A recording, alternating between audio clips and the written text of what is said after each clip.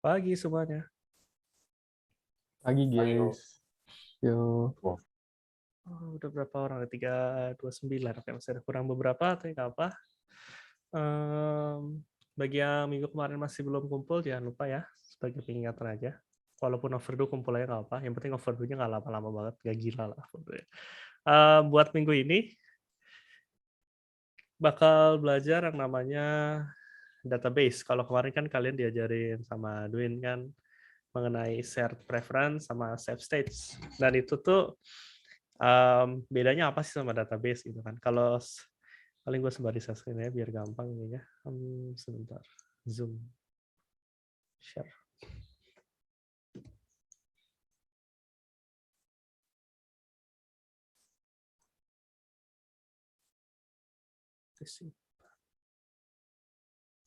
Oke, nah bedanya apa sih shared preference sama nyimpen di database gitu kan? Ya kalau shared preference tuh biasanya orang untuk program-program itu biasa buat nyimpen hal-hal yang kecil gitu kayak settingan user, ataukah hal-hal lainnya yang space-nya tuh nggak gede gitu kan. Itu ditaruh di shared preference. Nah, kalau misalnya database, ya kita udah tahu lah ya, kayak pas pembuatan juga ya, kalau database itu buat nyimpen data-data yang gede gitu kan. Terutama yang data-data yang bisa disimpan di tabel. Nah, di Android ini ada yang namanya SQLite. Kalian tahu kan kalau database itu ada yang database biasa yang pakai server, kalau SQLite itu disimpan dalam satu file. Formatnya SQL tapi itu sistemnya SQLite database. Nah, sama sistemnya kayak database biasa, karena dia pakai SQL, Standard Query Language, masih bahasa jadi masih sama kayak bahasa SQL biasa. Di Android ini untuk ngebuat SQLite database itu ada 4 hal yang harus ada gitu di aplikasi kalian. Jadi minggu ini tuh bakal banyak banget, ini gue hitung ada 17 halaman kalau gue nggak salah ngitung.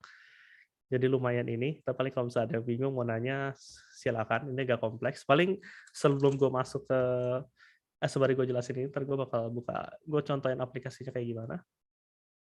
Sebenarnya simpel banget sih aplikasinya ya, seharusnya simpel banget. Week 9.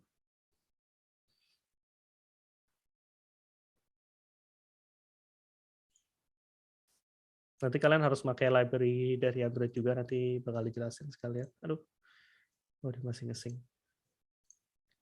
Nah, ini gue play. Jadi bakal banyak nih scriptnya, bisa dilihat udah banyak banget.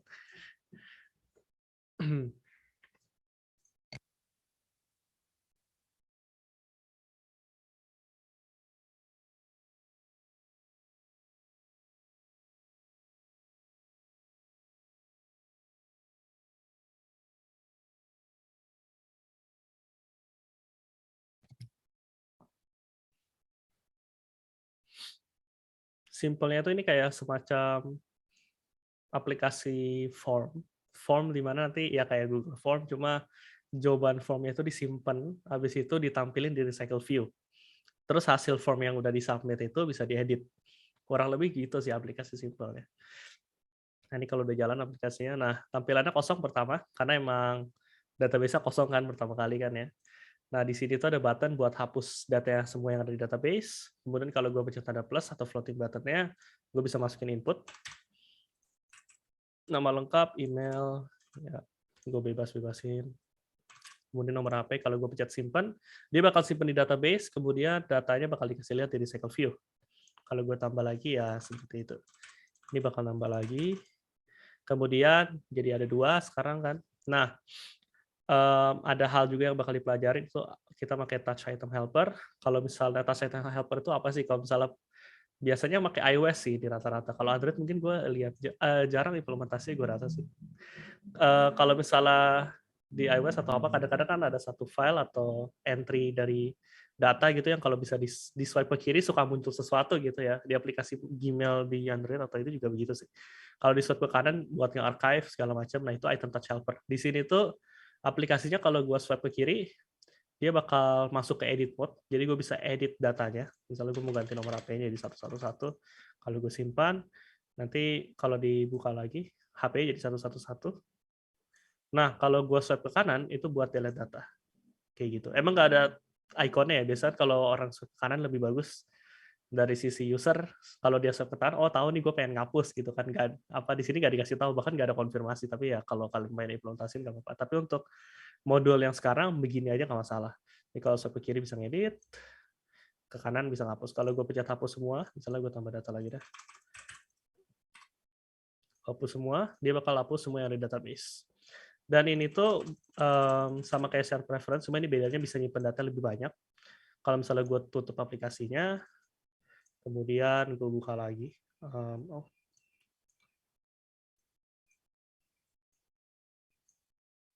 Nah, gue buka lagi, datanya masih ada. Dan gue bisa edit. Ini kenapa NIM nggak bisa diedit? Karena ini nanti NIM ini bakal jadi primary key. Makanya kenapa nggak bisa diedit.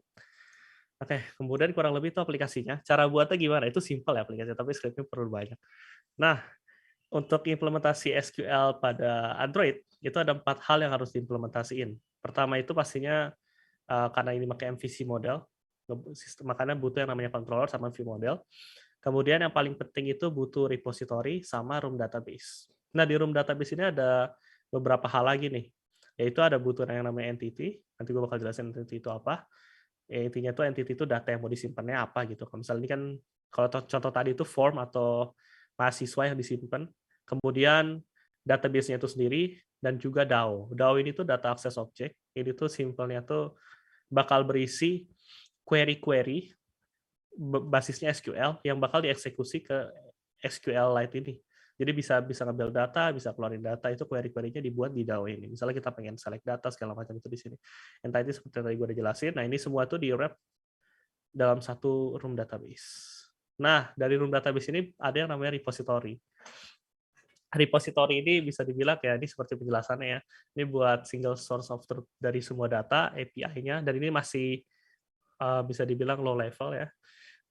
Di atasnya room database, ini bakal action untuk mengakses DAO ini tuh, metode-metodenya itu bakal dibuat dari repository. Misalnya ngambil data, segala macam, itu bakal di DAO. Nah, view model ini sebenarnya metodenya nggak beda, nama metode tuh biasanya nggak beda jauh sama repository. Cuma kalau di view model itu lebih gampang implementasi metodenya, karena udah dibuat di repository, di view model udah tinggal ditambahin metodenya doang, sehingga nanti kalau misalnya kita pengen ngakses di UI, itu instead of kita panjang, misalnya kayak nanti kalian bakal lihat kalau misalnya mau akses data di DAO ini tuh bakal panjang ya. Instead of panjang cuma kayak satu line doang, udah.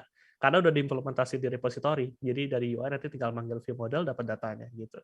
Ini controller ya udah tahu lah ya untuk kalau misalnya mau display datanya segala macam. Nah, ini juga nanti bakal implementasi juga yang namanya live data, sehingga kalau ada perubahan data itu bisa dikasih tahu ya. Jadi kan biasa kalau kita nambah data kemarin di cycle view itu kan pakai variabel biasa, dan kalau misalnya datanya berubah, kita harus manual, kayak kita harus tahu kalau misalnya data itu berubah gitu. Kalau sedangkan kalau pakai live data ini ntar kita nggak perlu tahu, yang penting kalau datanya ada berubah dia yang bakal ngasih tahu kita. Bedanya itu. Nah, kemudian kalau gue lanjutin, nah ini butuh yang namanya modul dari Android itu sendiri atau library bawaan Android itu ada room komponen sama life cycle-nya sendiri. Nah, ini tuh tinggal ditaruh di build Gradle kalian di modul app. Ini kalau misalnya gue sorry. Kalau misalnya gue ke build Gradle, di sini tuh ada tambahannya nih ya, ada room komponen, life cycle komponen. Nah, ini kalian tambahin sesuai kayak di modul. Jadi ini bakal ke import room runtime-nya, compiler sama testing, kemudian life cycle extension sama compiler-nya. Ini perlu untuk kalian bisa buat database SQLite. Kemudian di sini tuh ada yang mungkin interesting ya. Kalau kemarin kan kalau implementasi yang kemarin-kemarin tuh gue lupa yang apa ya kemarin itu ya. Itu kan ada titik 2 terus di sini version kan. Di sini tuh versionnya tuh dibuat variabel. Karena ini semua bakal sama. Jadi nanti kalau misalnya enaknya pakai variabel ini, kalau misalnya nanti mau ganti version, itu cuma ganti satu variabel itu semuanya keganti. Ini contohnya nih untuk yang singkat doang nih, ini kan cuma ada 3 kan. Tapi mungkin ada library nanti yang lebih banyak gitu kan. Kalian kan mungkin ganti satu-satu buat ngupdate. Nah, ini makanya yang namanya variabel. Variabel ini di-define-nya di mana gitu kan. Jadi ini udah apa $sign root project titik room version ini itu di-define di build Gradle yang project. Nah, di modul sebenarnya dikasih tahu juga, gue bakal balik ke modul dulu. Nah, di sini di build Gradle yang project, di script-nya, itu ada extended. Di extended ini bakal dipakai buat variabel-variabel yang di-define tadi, kayak nge-define room version itu versi berapa, lifecycle version versi berapa. Jadi nanti untuk akses ini, itu menggunakan $sign root project, ini bakal ngarah ke build Gradle project ini. Kemudian untuk akses variabel tinggal .room version. Room version itu sebagai nama variabel. Nah, itu kurang lebih begitu. Semisal mau langsung begini juga sama aja sebenarnya. Cuma kan kalau pengen ngubah, ya mau nggak mau harus ganti semua kan, which is ya agak time consuming lah ya, bisa dibilang lah, walaupun cuma beberapa detik doang kali gantinya. Oke, itu untuk setupnya. Nanti kalau udah diganti Gradle, jangan lupa di sync, itu harus di sync ya, paling nggak setiap kali ada perubahan dalam build Gradle itu harus di sync. Dan ini kenapa error, karena gue kepencet itu. Oke. Nah, setelah itu pertama yang harus dibuat tuh dari room database tadi kan ada entity, ada SQL database, DAO. Yang pertama tuh dibuat entity-nya sendiri. Entity itu apa ya? Data yang mau kita simpen. Kalau misalnya di modulnya bisa dikasih lihat entity-nya tuh apa gitu. Tabel, kita ngebuat tabel dalam SQL database itu apa? Tabel itu ya tabel mahasiswa. Kemudian karena ini programming kan bukan database SQL biasa, bukan pakai query, jadi kita nggak buat kayak create table bla bla bla gitu, nggak kayak gitu ya, karena ini kan sistemnya programming. Jadi ngebuat kelasnya ini bakal menjadi satu entry data dalam tabel tersebut. Jadi tabel mahasiswa ini ada data tipenya kelasnya mahasiswa, dan ini harus ngeimplementasi serializable atau nanti error. Ini memang udah harus begini ya, ini boilerplate code-nya. Kemudian cara kita define kolom-kolomnya gimana ya, tinggal kasih tahu aja kalau misalnya kolom ini primary key ya add primary key, apakah boleh null, nggak boleh null, kemudian informasi kolom itu, informasi ini maksudnya ya nama kolomnya apa gitu kan. Nah, untuk ini nama kolomnya name, kemudian variabel yang bakal berhubungan sama kolom itu adalah name. Sama untuk yang lainnya, ini nama, email, nomor HP. Kemudian seperti biasa kalau ini nge-define kelas, pastinya butuh metodenya, konstruktornya, ya kan. Nah, ini konstruktornya kalau ngebuat kelas ini ya konstruktornya terima name, nama, email, nomor HP, dan itu bakal di-set ke variabelnya masing-masing. Terus metode-metodenya dibuatin untuk dapetin nama, untuk dapetin itu, sama untuk set. Nah, kurang lebih begitu. Nah, itu udah jadi tuh, entity. Nah, sekarang baru ke DAO-nya. Sebentar, gue isi dulu.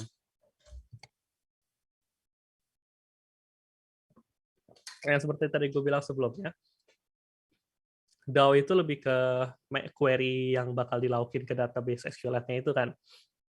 Nah, di sini bisa dilihat nih untuk ngebuat DAO, kasih tahu add DAO di atas. Habis itu public interface, jadi ngebuat interface. Interface ini bakal nanti bisa dipanggil ini metode-metodenya untuk nge-interact, untuk kita pengen ngambil data dari SQL database itu. Nah, untuk ngebuat query custom ya, ini bisa pakai add query.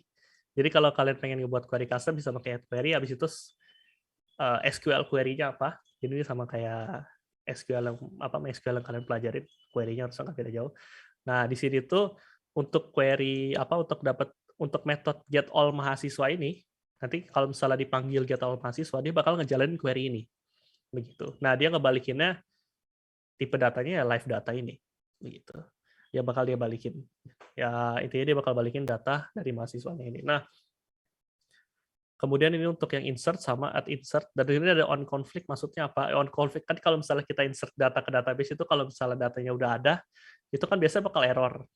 Nah, itu on conflict ini tuh yang nge-define errornya itu harus ngapain gitu kan. Kalau misalnya dilihat baik-baik ini, di dokumentasi Android gitu ya, ini tuh ada banyak. Ada 3 atau 4 kalau nggak salah. Setahu gue 3 doang sih. Coba gue cek. Oh, ada 5 malah. Ada abort, ada fail, ada ignore, sama replace, sama rollback. Nah, ini bisa dilihat sendiri maksudnya apa. Kalau yang ini dia makanya ignore. Maksudnya ignore ya, kalau misalnya ada datanya udah ada gitu, dia bakal ignore konfliknya, ditambahin aja biasa, bodo amat gitu. Nah, contoh kayak gitu bisa dicoba-coba, ntar bisa diganti kalau misalnya kalian pengen coba. Untuk delete, add delete, apa yang di delete itu. Nah, argumen yang bakal masuk ke sini tuh argumen yang dari entity-nya itu. Jadi ntar dia otomatis tahu kayak, oh kan entity-nya tuh tipe kelasnya mahasiswa ya, kalau misalnya mau insert ya ngasih datanya juga mahasiswa ya, karena kan tabelnya cuma bisa terima kelasnya mahasiswa. Sama untuk update, query juga sama. Nah, ini nggak perlu pakai SQL query karena udah otomatis kalau update berarti dia langsung tahu kayak, oh dicari sesuai dicari kelas ini terus di-update isinya. Kalau delete ya dia cari kelas ini di delete gitu kan datanya. Ini untuk query custom, untuk nge-delete semua data, dia delete from tabel mahasiswa. Nah, itu untuk DAO-nya. Setelah buat DAO, baru buat yang namanya database-nya. Karena kan tadi udah ada apa entities, udah ada DAO, udah ada SQL database, nah itu digabung jadi database room, dijadiin satu semuanya. Nah, buatnya yang namanya public abstract class mahasiswa room database, karena ini kita ngebuat room database, dia harus nge-extend kelas room database dari Android-nya atau library yang tadi udah diimport di Gradle. Nah, di sini tuh udah emang harus ngikutin ya. Di sini tuh ada add database buat ngasih, karena di room database kan kita kasih tahu ini tuh database. Room database-nya entity-nya apa? Entity-nya tadi kita kasih tahu mahasiswa.class. Terus ini ada version sama ini ada export schema. Nah, version ini apa sih? Ini export schema sebenarnya hampir sama kayak yang di PHP admin ya. Version ini tuh bakal nge-define version database kalian, karena kan pasti kalau ngebuat database itu nggak mungkin sama kan, kalau misalnya aplikasi kalian di-update, pengen tambah fitur, segala macam, itu kan mau nggak mau versionnya harus diganti tuh. Atau nggak bakal ada perubahan gitu, yang tadinya kolomnya cuma 5 jadi 6, ditambahin gitu kan. Nah, setiap kali ada perubahan dalam database kalian di aplikasi, version ini tuh harus dinaikin. Supaya nanti aplikasinya tahu kayak, oh, database-nya udah di-update gitu kan. Ya udah, kalau misalnya ini nggak dinaikin, misalnya versi 1, usernya tuh install aplikasi pada saat database versi 1 terus. Nah, terus kalian update tabelnya gitu, di kolomnya ditambahin gitu ya. Misalnya yang harusnya 5 jadi 6, terus usernya coba update, tapi ininya nggak diganti nih versionnya, tetap 1 gitu. Pas usernya coba update, dia buka lagi aplikasi itu bakal error. Karena versi database sama, tapi kok kolomnya beda gitu kan ya. Nah, itu harus dinaikin nih versionnya. Nanti kalian mungkin bakal tahu kalau misalnya kalian coba eksperimen nanti seharusnya. Nah, di room database ini butuh yang namanya untuk kita ngakses DAO yang udah dibuat tadi. Ini di define mahasiswa DAO, terus metode yang untuk yang dapat dipanggil untuk dapetin variabel mahasiswa DAO yang dengan data type mahasiswa DAO ini. Kemudian ini ada instances di sini. Nah, ini dia kayak ngebuat, kalau di C# itu namanya singleton. Itu gue bakal jelasin lebih ininya apa maksudnya. Nah, ini dia ngebuat variable instance, data type-nya mahasiswa room database, which is ini sendiri ya. Maksudnya static ini dia bakal jalan pada saat dia tuh bakal ada selalu di memori. Jadi kalau mau aksesnya dari script lain juga gampang. Karena dia selalu ada. Nah, untuk memastikan kalau itu tuh udah ada di memori, ini dibuatin metode ini nih. Pada saat get database, dicek apakah instances-nya null apa enggak gitu. Kalau misalnya ini belum declare, maksudnya belum masuk ke memori gitu, belum ada gitu variabel ini, dia bakal ngebuat variabelnya di sini. Nah, ini jadi intinya satu kode synchronize ini tuh untuk ngebuat variabel itu. Nah, sembari ngebuat variabel itu tuh sebenarnya dia ngebalikin database yang udah kalian buat itu. Di sini kalian bisa lihat instance ini tuh kalau misalnya emang masih nol ya, instance-nya ini bakal diganti, di set variabel sama database yang udah dibuat itu. Cara buat database gimana ya? Pakai ini. Room, metode database builder, kemudian di sini ada konteksnya pastinya kayak biasa. Terus kelas untuk kelas room database-nya itu sendiri, which is kelas ini ya. Kemudian nama database-nya. Nanti kalau misalnya kalian pengen ganti namanya bisa di sini. Kalau misalnya ini diganti, terus kalian update aplikasi itu juga hati-hati, karena kan ya database yang lamanya masih ada, cuma pakainya dibuat baru gitu kan. Kemudian ada add callback. Add callback ini sebagai bisa dipakai buat notifikasi gitu. Ini itu ada 3 metode, ada on open, kemudian ini sebenarnya bisa dicek di ya semuanya dari dokumentasi sih. Kalau misalnya run database callback, dia tuh ada on open, on destructive migration, sama on create. Nah, ini on create itu di call kalau misalnya database-nya dibuat yang pertama kali, on open kalau misalnya database-nya udah di open, destructive migration ini kalau misalnya terjadi perubahan database versinya naik gitu, dia kan harus ubah tuh, itu bakal dijalanin. Jadi ini lumayan useful, misalnya kalian buat aplikasi pengen kalau misalnya aplikasinya pertama kali dibuka, dia ngebuat database, kalau database udah kebuat, misalnya pengen dimasukin data gitu, langsung gitu, data default gitu, itu bisa pakai callback ini. Makanya ini kenapa di bawah sini ada metode lagi, yaitu database balikin database callback, namanya ini, kemudian dia ada on open, cuma di sini dia nggak buat apa-apa ya, masih default doang gitu. Kalau misalnya on open ya open dia nggak jalanin metode apapun, tapi kalau misalnya pada saat database dibuka pengen melakukan sesuatu, itu bisa ditambahin di metode-metode yang disediakan sama callback ini. Kemudian .build ini untuk nge-build database-nya. Nah, ini nggak untuk database builder ini, dia tuh udah pinter. Jadi kalau misalnya emang database-nya udah ada, dia nggak bakal ngebuat. dia langsung ngebalikin instance untuk akses database itu. Kalau misalnya database-nya nggak ada, dia bakal buat. Kurang lebih begitu untuk database builder. Nah, ini untuk room database-nya itu. Setelah room, tadi kan room udah nih, atasnya lagi kan repository. Nah, ini ngebuat repository-nya.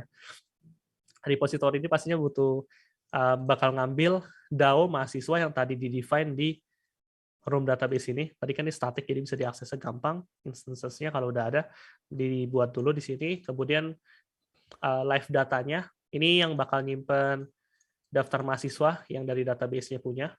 Nah, ini single of truth-nya di sini ya, karena kan dia langsung ngambil ke database root-nya. Terus pada saat mahasiswa repository ini dibuat atau di init, di declare gitu kan, nah dia bakal ngejalanin konstruktor ini.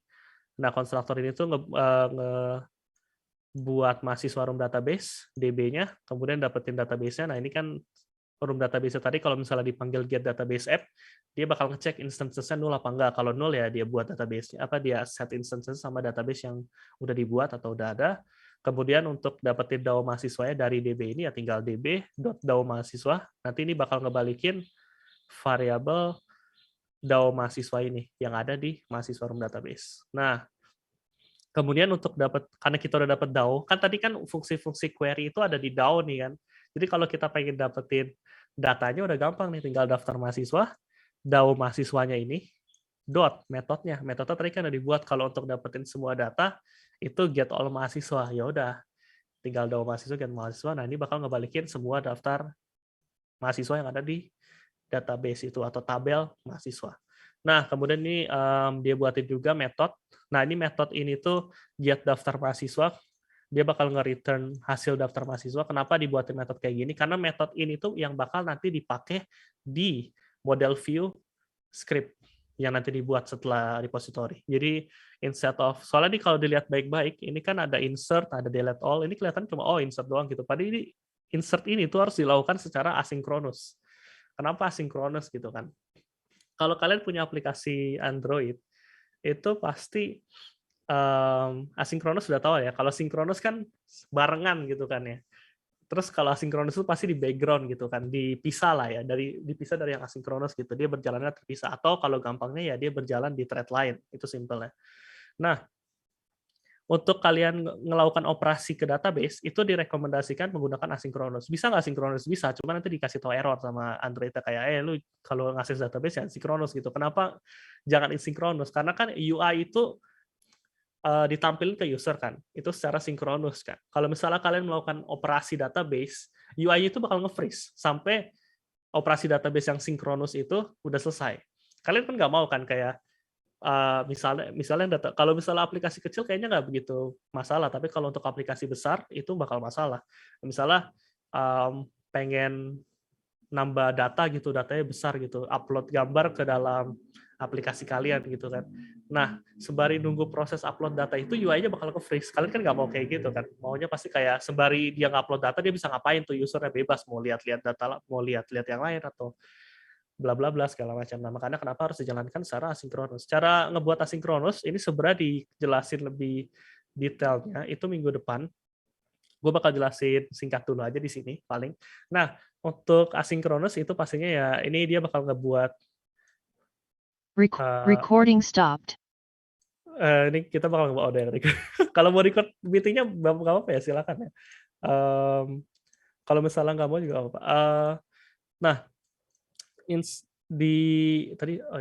dia bakal ngebuat kelas untuk masing-masing insert ini terus delete-nya segala macam ya untuk asinkronusnya. Jadi karena untuk asinkronus itu implementasinya itu dengan cara ngebuat kelas baru yang nge-extend kelas asynchronous task. Nah, ini contohnya di sini kayak insert async task yang tadi udah dibuat di atas, makanya kenapa new karena ini kan kelas ya. Dibuat kelasnya, kemudian dia ada terima variabel sama di sini ada variabel juga kan. Nah, gue bakal jelasin satu-satu. Untuk ngebuat asynchronous task, itu nge-extend asynchronous task pastinya yang tadi gue udah bilang. Di sini tuh ada 3 hal. Mahasiswa void. Mahasiswa ini sebagai ini generic ya. Mahasiswa ini apa parameternya, void ini result-nya. Kemudian di sini ada lagi void. Ini bakal gue jelasin. Sebenarnya kalau kalian lihat database Android ya, asynchronous task. Ini sebenarnya bakal jelasin juga di dokumentasi, cuma ya di modul nggak dijelasin, yang paling gue jelasin lebih gampang ya. Nah, itu tuh terima 3 generic nih, ada URL, integer, sama long. Ini tuh maksudnya apa gitu kan. Nah, itu tuh 3 hal itu tuh yang bakal menjadi 3 data type untuk 3 metode yang disediakan sama asynchronous task. Nah, di sini ada params, progress-nya, sama result-nya. Untuk 3 generik itu. Maksudnya generik apa sih? Ini gue juga pertama kali ngeliatnya juga bingung kan. Ini ada mahasiswa, terus ini ada void gitu. Maksudnya apa gitu. Nah, kalau dilihat baik-baik, tadi kan asynchronous task ini tuh punya 3 metode yang bisa di-override. Itu ada do in background, ada on progress update, sama on post execute. On post execute ini pada saat asynchronous task-nya udah selesai. Kalau on progress update ini pada saat asynchronous-nya lagi jalan. Do in background ini pada saat asynchronous-nya pengen dijalanin. Kayak gitu. Dia harus ngapain gitu kalau misalnya dijalanin gitu. Nah, itu dijalanin di sini. Nah, generic ini URL, integer, sama long itu ngarah ke parameter yang bakal diterima sama setiap metodenya itu. Yang depan ini untuk pada saat parameter execute-nya.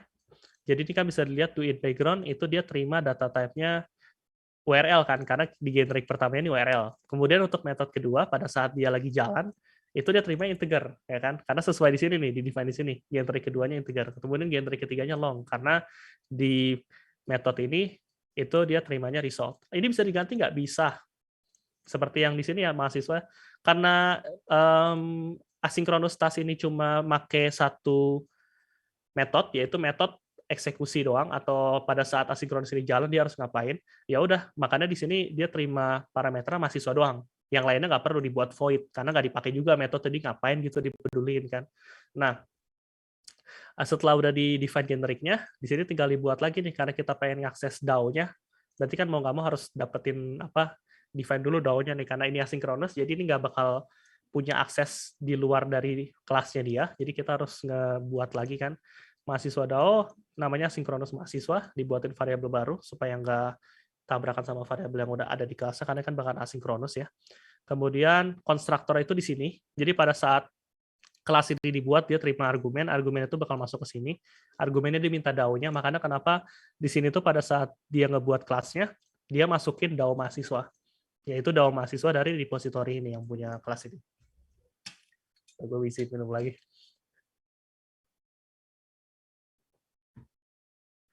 Nah, setelah buat konstruktor itu, ya buat metodenya pada saat ini dijalanin ngapain. Ini tuh harus ada metode ini, kalau nggak ada ya ngapain buat asynchronous task ya. Kemudian di metode execute ini, kalau misalnya dilihat baik-baik, ini ada yang aneh nih. Ini apaan titik 3 gitu kan ya. Ini kalau yang pernah ini JavaScript mungkin titik 3 mungkin tahu kira-kira apa ya, tapi gue bakal jelasin. Nah, metode do in background ini atau cara manggilnya kalau udah jadi kelasnya itu pakai execute ya. Jadi .execute ini bakal ngemanggil metode do in background. Isinya tuh ya argumennya kan. Di sini ada mahasiswa, terutama kalau misalnya kita pengen insert, pasti kan harus ada variabel mahasiswanya kan. Nah, maksudnya final mahasiswa titik 3 terus spasi mahasiswa itu apa? Mahasiswa besar ini tuh data type-nya. Mahasiswa kecil ini tuh nama variabelnya. Final itu tuh ya kalau ngasih tahu kalau ini tuh udah konstan, nggak bakal berubah gitu, udah final ini variabelnya nggak bakal berubah lagi. Nah, maksudnya titik 3 ini itu bahwa metode do in background ini itu bisa menerima lebih dari satu parameter dengan data type mahasiswa. Maksudnya gimana tuh? Nah, dan ini kenapa ada 0? Ini udah mulai kelihatan kan? Karena dia bisa terima lebih dari satu parameter, asalkan data type-nya mahasiswa, dia tuh pasti setiap parameter tuh punya yang dijadiin array kan. Nah, untuk akses parameter pertama ya nama variabelnya mahasiswa, parameter pertama.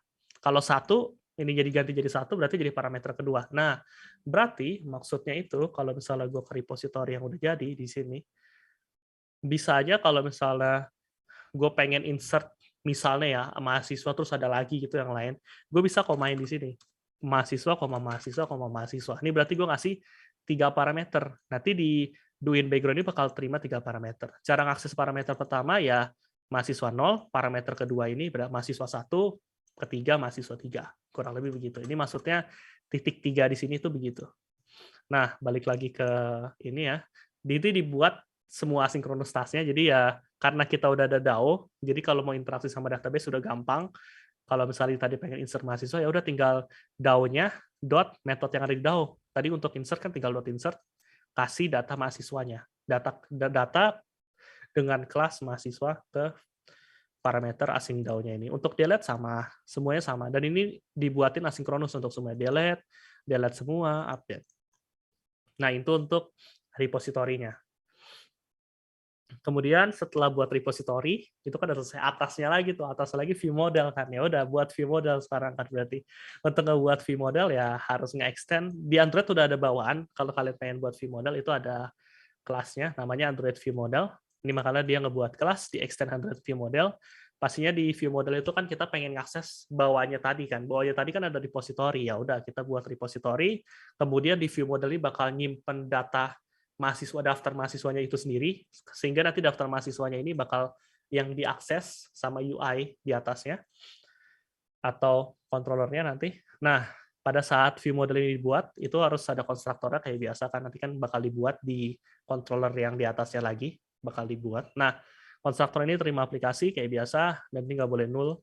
Kemudian mahasiswa repositorinya ini deklarasi yang tadi udah dibuat, kasih tahu aplikasinya apa ya. Kemudian daftar mahasiswa. Nah, untuk dapetin daftar mahasiswa ada gampang, karena nanti udah dibuatin di repository semua tuh.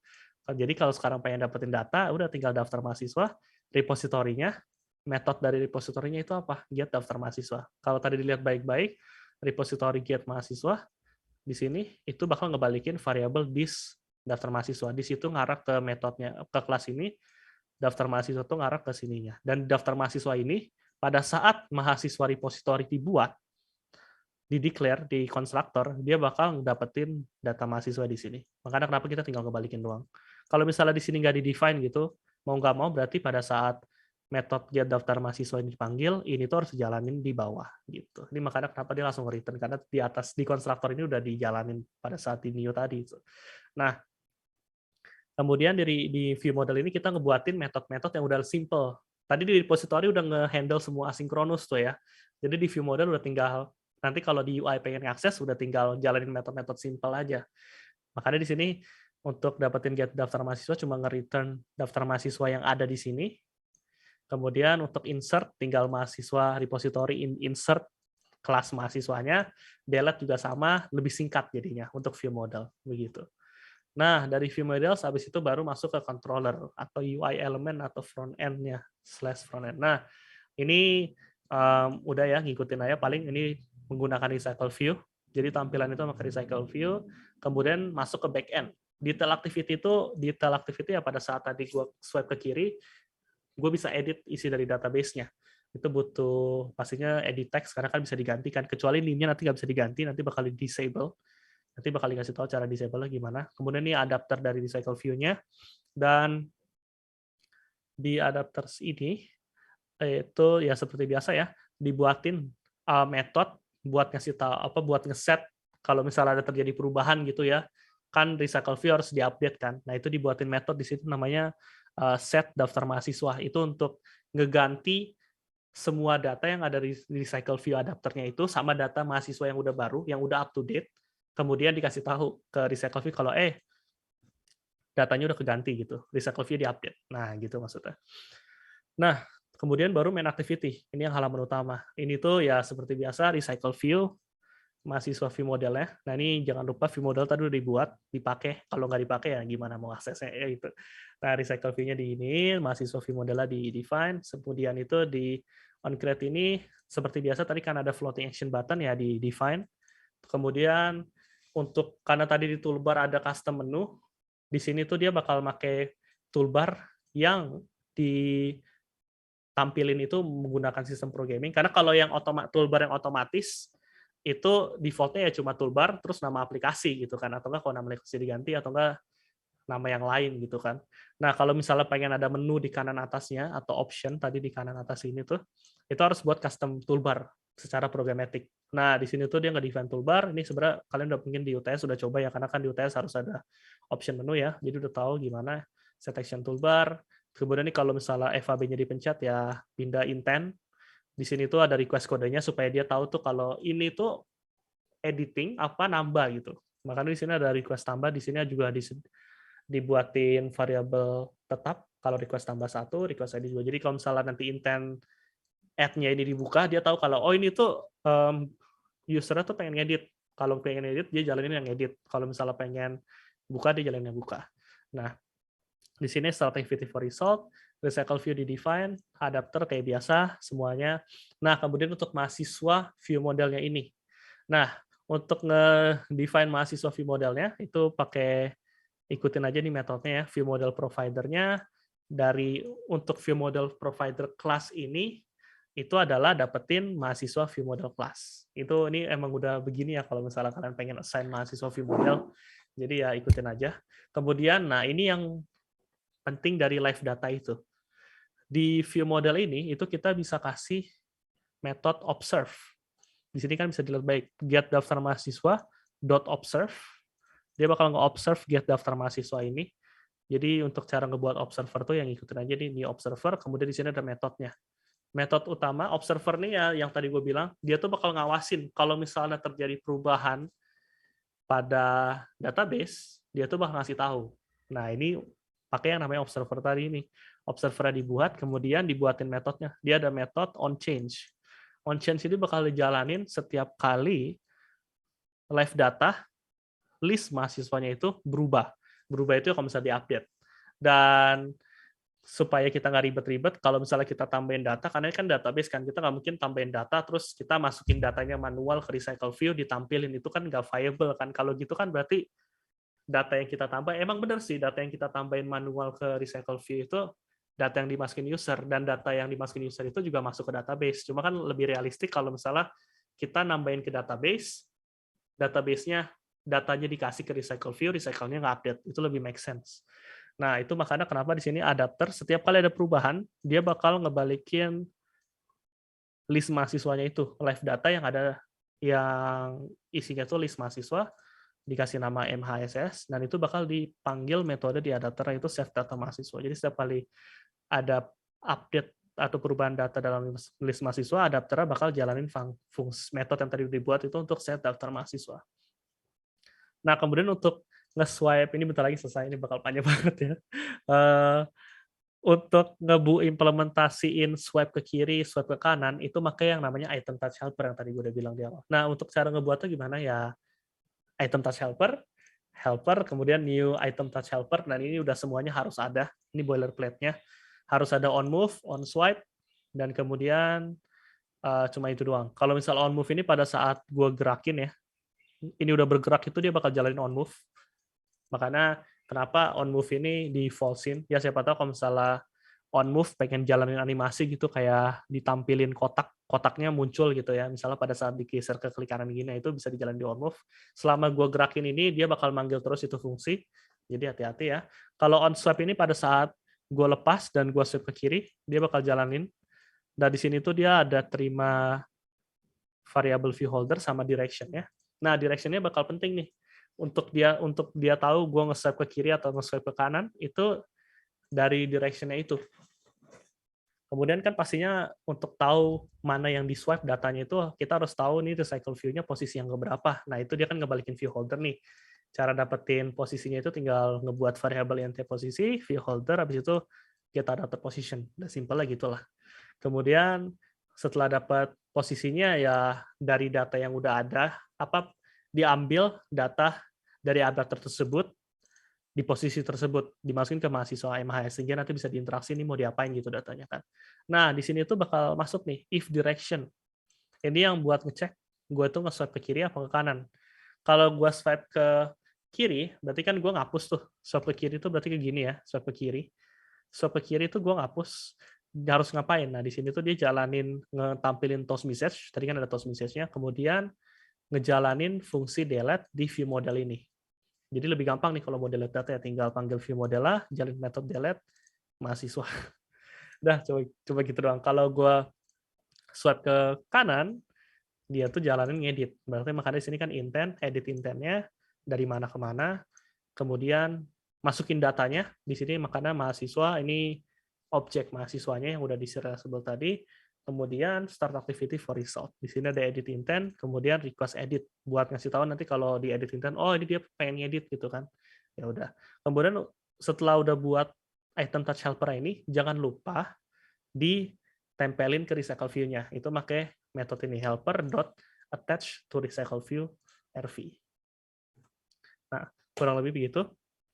Kemudian di sini ada on activity for result, udah tahu lah ya. Kalau misalnya gua emang berhasil nambahin atau berhasil ngedit, gua harus ngapain gitu kan ya. Di sini tuh dijalani, kalau misalnya gua tambah ya dia bakal insert, kalau misalnya edit ya dia bakal update ya kan. Kalau misalnya oke dia bakal dapetin data yang barunya tadi, etc. etc. Nah, kemudian di sini ada on create menu ini buat ngebuat menu yang di kanan atas ini ya. Tadi yang kalau misalnya di main halamannya, untuk ngebuat klik kanan di atas apa menu titik 3 di atas ini ya pakai on create option menu, kemudian layout-nya di sini ya, menu main menu.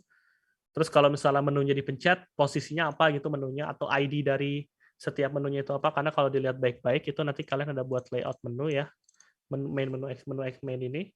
Nah, di menu main ini tuh ada ID-nya nih, action_setting gitu kan. Itu dicek. Kalau misalnya ID-nya action_setting, ngapain gitu kan. Di sini kan menunya cuma satu ya, itu kalau gue pencet yang ID-nya ini, dia bakal ngapus semua mahasiswa. Kurang lebih begitu. Nah, ini untuk detail activity lebih tepatnya tadi bakal dikirimin intent sama request kodenya. Ya.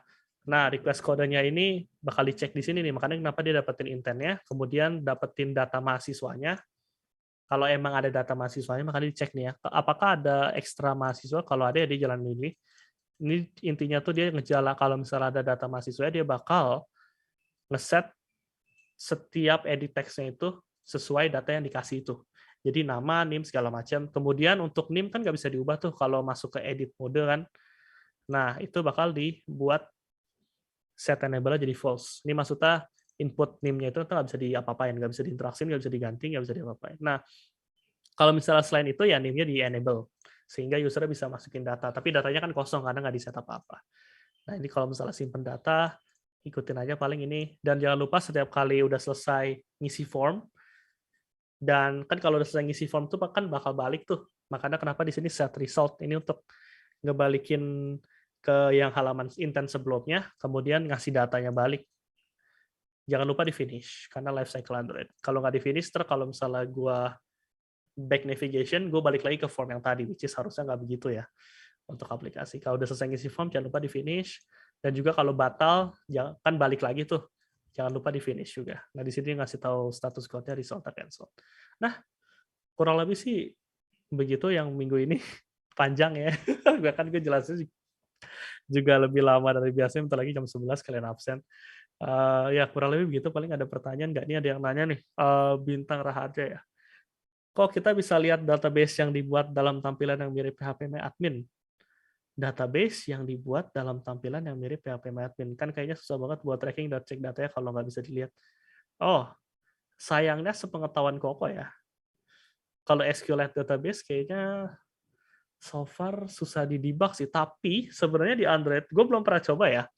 Kalau untuk yang tugas ini, gue rata-rata cuma ngikutin doang sih, kayak buat database harus kayak gitu, kayak gitu, kayak gitu, terus ya mastiin kalau database itu bener dibuatnya gitu.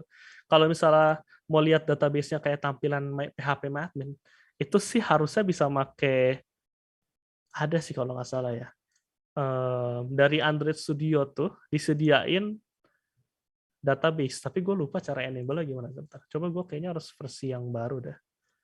Sebentar ya, coba gue ganti ke Android Project. Kalau misalnya mau nanya silakan ya, penjelasan gue udah kelar sih. Kalau misalnya yang bingung atau apa silakan mau nanya, boleh nanya. Setahu gue ada di sini ada database tapi apa nggak kayaknya boleh. Di punya lo ada nggak Dwin? Gue lupa aja waktu itu. Oh ya kalau Dwin ada tambahan boleh Dwin tambahin lagi kalau misalnya ada yang kurang. Nggak ada sih. Lu udah jelas banget kayak jelasin. Ya kalau misalnya ada yang masih bingung silakan yang mau nanya lagi ya. Ntar gue coba cari dah. Setahu gue di Android Studio tuh bisa nge-inspect database-nya. Tapi gue lupa cari gimana. Tapi gue coba cari dulu ya. Kalau misalnya bisa gue cari di sini, gue cari di sini. Database Inspector namanya sih. Nggak pernah pakai sih gue. Iya, gue juga nggak pernah pakai. Karena rata-rata kita buat database. Simple juga sih aplikasinya. Sama yang Final Project juga nggak kompleks gitu. Jadi kita nggak pakai database inspector. Mentok-mentok sih ya cara gobloknya ya di backlog satu-satu nanti. Tapi kalau pakai database inspector ini nanti kayak PHP-MyAdmin harusnya sih ya. Si apa Bintang ya. Seharusnya. Tapi gue belum pernah coba nih. Ini gue coba ya kalau misalnya bisa nih ya. Run aplikasi. Oh harus jalan dulu kayak aplikasinya. Dan ini kayaknya API-nya di bawah ini. Minimal API 26 nih ya. Dia bilang ya, untuk kita bisa nge-inspect database lebih gampang ya. Minimal API 26. Sedangkan kalau di modul tuh kan kalian disuruh buatnya API 21 apa 23 gitu ya kalau nggak salah. Coba gue cek. Aduh ini banyak banget halamannya, sumpah. 21 ya, disuruh 21. Kalau misalnya mau yang manfaatin database inspector itu diganti ke 26 dulu. Tapi hati-hati kalau ganti API kan pasti ada yang beda tuh ya. Tapi gue coba nih ya, kalau misalnya di gue bisa, sembari kalian bisa lihat juga, nah inilah. Nah ini enaknya database itu kayak gini tampilannya nanti. Ini yang kamu pengen kan harusnya Bintang. Yang kayak PHP-MyAdmin, jadi buat ngecek datanya, tracking, nah ini kelihatannya kayak gini nih. Ini paling gue zoom nih, ya kan? Nah ya, nah ini kelihatan nih apa database ada apa aja, terus tabelnya ada apa aja bisa di-inspect. Nah itu pakai database inspector. Tapi ya itu, tadi sih harus API level 26 ya. Tapi gue coba nih, aduh ini kenapa error nih, waduh. Gradle plugin require Java 11. Oke dah, sebentar. Java 11. Hari. Gue bisa pencet aja kayak ini. Di update run info stack trace. Gue lupa cara ganti Gradle waktu itu gimana ya. Setting. Gradle. Ah, ini dia versi 11. Coba ntar gue update ke compile version SDK-nya yang 26 dah. Permisi kok, kalau saya sudah kerjakan pakai API SH21, apakah masih bisa diubah API-nya menjadi? Sebenarnya bisa. Kalian tinggal ngubah di sini doang sih di Gradle build-nya. Minimal API SDK version-nya berapa. Tapi hati-hati. Karena nggak semua aplikasi itu bisa plug langsung ke ubah. Karena kan ya kalian udah bisa lihat sendiri kan yang sebelum-sebelumnya ada yang deprecated lah, ada yang inilah, ada yang on. Banyak halnya. Tapi kalau misalnya diubah nanti nggak ada error, ya udah berarti bagus berarti kan ya ternyata ya. Tapi kalau pengen ngubahnya tinggal harus di sini doang. Minimum SDK-nya berapa gitu. Nah, ini itu yang kalian define pada saat buat project itu di minimum SDK ini. Kalau misalnya kalian buatnya 21, di sini harusnya 21. Nah, itu kalian tinggal gantinya 26. Tapi jangan lupa di-sync lagi. Nah, itu tinggal good luck aja sih, nggak ada yang error. Kalau ada yang error ya udah berarti paling bentuk-bentuk sih itu. Tadi gue coba dulu paling ya. Coba nih gue ganti 26 nih ya, error kan. Kalau error ya berarti gue nggak bisa pakai database inspector itu. Coba nih gue sync lagi. Semoga sih nggak ada yang bermasalah. Seharusnya. Karena itu implementasi modulnya sih gue rasa sih nggak ada yang deprecated sih ya. So far. Tapi gue belum pernah coba sih. Tapi bagus juga sih. Pertanyaan tadi. Ya pakai database inspector itu kalau misalnya nanti kalian buat aplikasi jadi lebih gampang. Oke, udah selesai sync. Kayaknya nggak ada error so far. Oke, so far nggak ada error. Bagus lah, coba gue jalanin lagi. Katanya tadi step-nya gimana tuh ya? Cuma run your app, habis itu view tools, window app inspection. Nah, ini app inspection.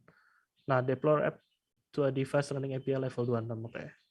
Ini gue udah jalanin di level 26. Nah, ini udah kelihatan nih database inspector, tapi nggak ada apa-apanya. Waduh, hilang. Oh, ada nih. Ada nih tabel mahasiswa ini nih. Tadi ya si apa Bintang nih. Bisa nih berarti nih ya. Tapi ya mungkin kalau aplikasi kalian yang lain gue nggak tahu ya project kalian gimana, hati-hati ya kalau misalnya diubah. Tapi untuk yang modul nih kalian bisa ubah 26 nih.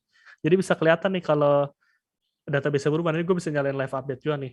Kalau misalnya gue tambahin gitu ya, gue tambahin ini lagi, ini harusnya bakal langsung muncul nih. Nah tuh, nambah lagi database. Begitu. Oh iya, kok aku pakai Gradle versi 7. Baru jalan tadi pas lihat ganti ke versi 4. Oke, pakai 26. Iya, pakai 26. Gradle versi 7 bawaan, default pas bikin proyek. Malah deprecate. Baru jalan pas tadi lihat punya kok ganti versi 1.3. Iya, baru jalannya. Iya, soalnya gue juga ngetes juga sih, karena kan kalian modulnya, emang ini modulnya udah lama banget gak pernah diupdate, gue nggak tahu kenapa UMN update. Tapi ya, gue juga ngetes Gradle gue update ke 7.0. Ini normal sih, nggak ada yang deprecated sih, harusnya aman sih. Modul ini aman, nggak kayak yang kemarin-kemarin. Paling yang deprecated itu ya cuma adapter ini sama start activity for result, itu yang deprecated cuma itu doang. Tapi kan yang activity for result kemarin kan gue udah jelasin gimana tuh cara gantinya. Kalau misalnya mau pakai yang deprecated ya nggak apa-apa. Nanti kalau misalnya di final project kode kalian ada yang deprecated gitu, dan itu sesuai kayak di modul, ya kita nggak bakal salahin, karena kan emang modulnya kalian diajarin begitu. Tapi kalau misalnya kalian pengen lebih ambis gitu ya, terus diganti start activity for result-nya dibagusin gitu pakai yang metode baru, silakan, sebenarnya nggak masalah. Tapi yang untuk instan tadi nih ya, untuk bintang tadi untuk ganti ke 26 langsung gitu bisa ya. Ini kelihatan. Ini bahkan gue bisa edit juga secara live sih. Tapi kalau misalnya gue edit kayaknya nggak langsung ke update ya, karena ini nggak di-handle di aplikasinya, tapi gue bakal coba nih ya. Lumayan interesting juga sih. Ya, untuk kayak PHP admin gitu ya jadinya ya. Pakai database inspector. Coba nih gue ganti jadi 1111. Oh, ganti langsung nih ya. Karena kan tadi live datanya itu ya, setiap kali ada perubahan dari database-nya, dia langsung ganti di cycle. Nah, itu bagusnya live data tadi tuh di observe. Ya kan gue mesti ganti di sini, namanya gue ganti duit misalnya gitu. Langsung ganti duit gitu. Nah, itu database inspector. Kurang lebih gitu. Ini bakal berguna banget sih. Karena kan ya emang bener sih untuk yang dulu-dulu ini juga telat sih ya. API 26 baru dikasih implementasinya gitu kan ya. Karena kan kayak kita buat database kan nggak bisa lihat juga susah ya, mentok-mentok. Ya mentok-mentok kalau mau lihat database ya ambil file SQLite-nya terus dibuka di program khusus gitu di Windows atau apa. Tapi kalau misalnya mau langsung ya pakai database inspector ini. Ya kurang lebih gitu sih. Ada yang mau nanya lagi silakan. Paling gitu untuk gonta-ganti tadi ya, apa API bisa di sini. Tapi hati-hati ya kalau misalnya ganti-ganti karena kan belum tentu diganti terus aplikasinya bisa jalan ya. Tapi kayaknya kalau misalnya aplikasinya simple mah diganti kan no problem ya. Tapi ya ingat jangan lupa minimum SDK 26 berarti tandanya aplikasi ini tuh cuma bisa dijalanin di versi Android yang API levelnya 26. API 26 gue lupa apa tuh. API level 26 itu codename Android 8.0. Nah, Android 8.0 apa tuh? Gue lupa. Gue gak pernah hafal operasi sama Android. Oreo ya, berarti Oreo coba bisa lain. Kalau misalnya nggak Oreo ya usernya di bawah Oreo gitu, usernya nggak bisa jalanin. Ya kurang lebih gitu paling. Sembari ini kita langsung absen aja ya, udah jam 11 paling. Kalau misalnya yang mau nanya silakan ya di chat atau private juga silakan. Oke. Udah kelihatan kan ya? Aman? Paling gue panggilin sesuatu deh. Habis ini.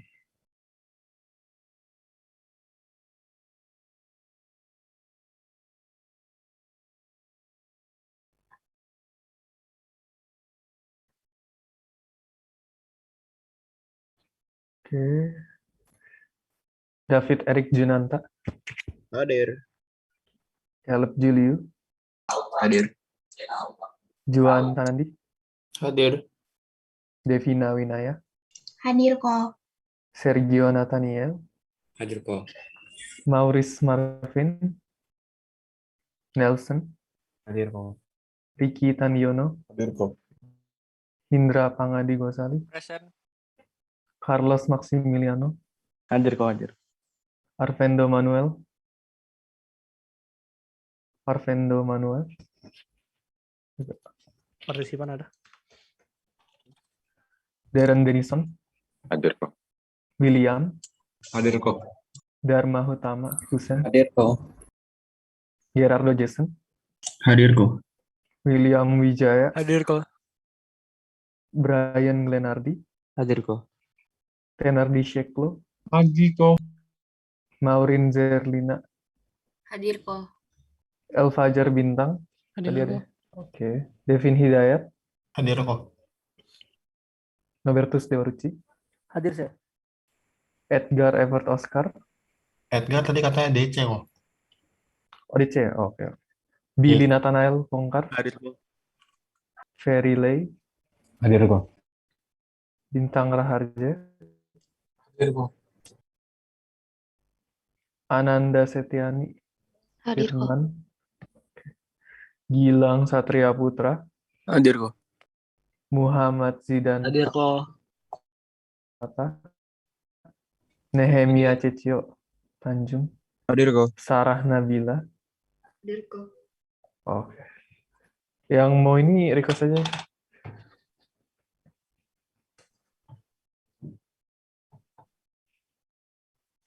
Biasanya siapa ini? Lem. Ruci ya? biasanya. Itu Ruci Oh ya, aja deh. hadir tadi kok. Nah, Iya, ya, request aja Ruci buat oke. verify.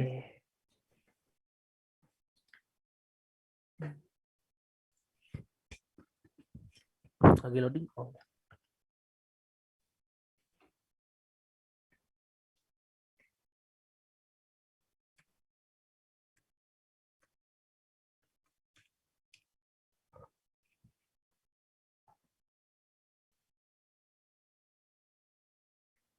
Oke. Oke, thank you Ricci. Oke. Sekali deh langsung camp kayak biasa. Kalau nggak bisa open camp boleh resign aja.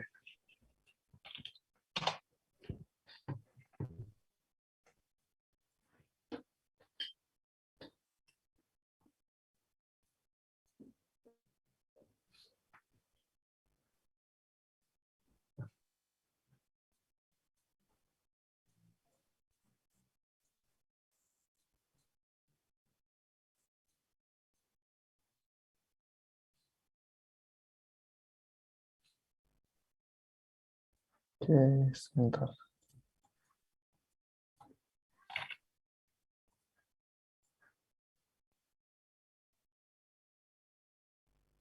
Udah ya, boleh off cam lagi.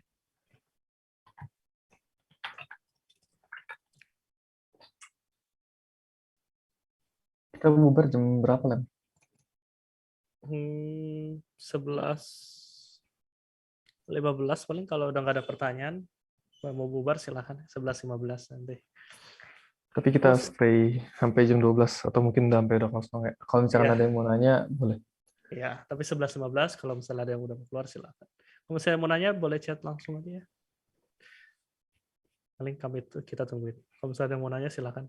Misalnya masih bingung, nggak harus nanya yang minggu ini ya. Misalnya minggu UTS gitu, jawaban UTS gimana gitu atau enggak yang Seputar UMN juga boleh. sebelum ya boleh seputar UMN juga boleh, silakan.